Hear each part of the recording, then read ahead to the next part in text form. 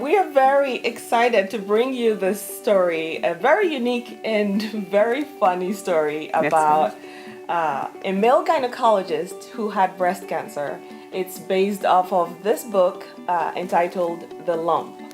My name is Nene Nwoko. I'm one of the producers for the film, and this is Natasha Paris, also a producer. And we have Dr. Alan Johns, the author of the book. My purpose in the book was partly to get you to laugh one chapter, and if you didn't cry the next chapter, then I didn't do it well. I wanted you laughing, crying, and wondering what in the world is coming next. I literally wrote it in between seeing patients. I would see a patient, I'd come in, write a couple lines, go back after I finished with that patient, and thought, that really sucks. That's bad. So I'd go back and do it again. And I go back to my notes, and it just kind of evolved over probably a 2 to 3 year period. But the whole purpose was to educate people and make people aware, particularly male breast cancer, but of the appropriate way to treat female breast cancer as well. To talk about their conditions, their disease. The more open you are about it, the more comfortable you are with it, and in general, the better care you get because you're willing to talk to not only your physician, but other folks as well. Well, the first thing I realized is mammograms really do hurt. The patient told me, for years, oh, it really hurts in the mesh. And I thought, nah, surely not. I can't believe that. And boy, it's painful. Turn from a physician to a patient. That's right. So, no, it didn't. In fact, it probably made it worse. Because I was so determined to ignore it, and there was going to be something else and I had to deal with it tomorrow. Whereas I think any non-physician male would have thought, yeah, something's wrong here, and I probably ought to get it checked out. And I thought, yeah, I've got cancer, and I'll check it out next month, or whenever. Or the month after that. Or whenever. A couple months, whatever. But I learned to empathize much more with patients' feelings when they're told they might have cancer or have cancer. That's a pretty devastating thing. And so I learned a lot about how to approach my patients with anything particularly serious, but cancer in particular. It taught me a lot about that, and it taught me a lot about life, what matters and what doesn't, a lot of different things. Patients, friends, colleagues were all just sort of shocked.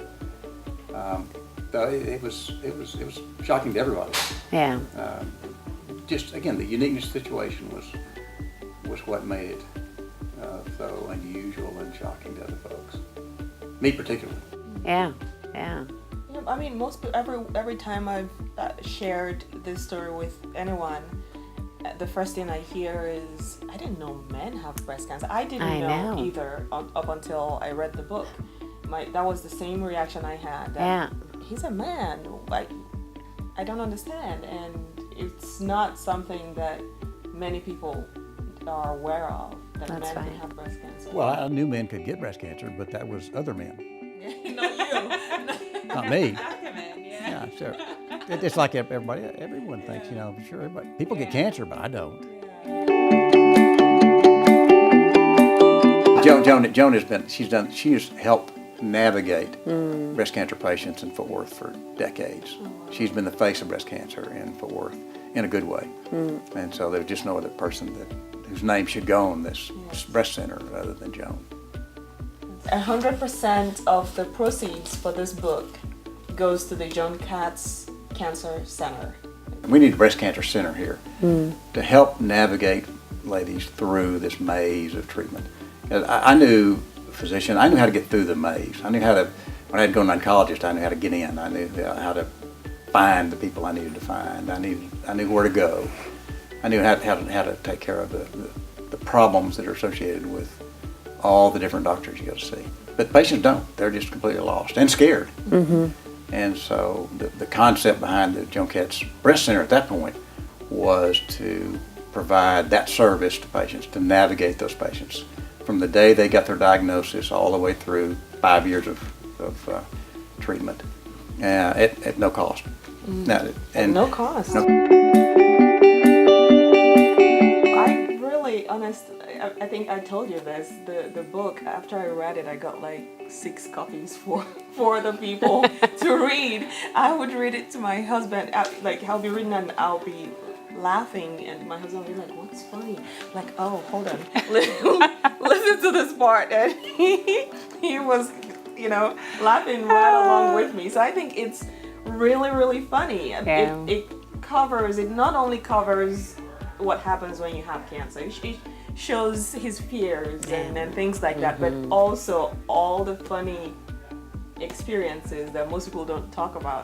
So for me, the whole purpose of telling this story is just like you, the awareness that most people don't know that men have breast cancer. I have brothers. I have a husband. I have people who could benefit from this.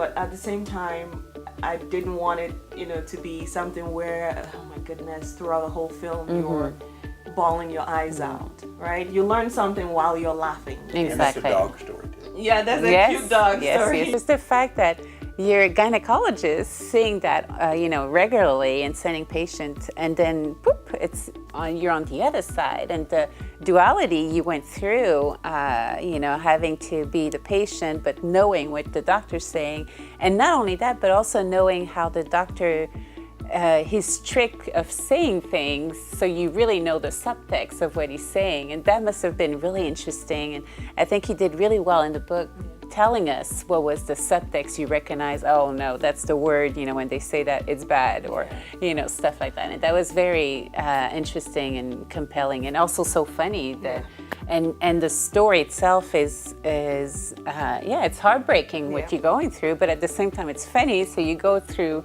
all kind of emotions. So it's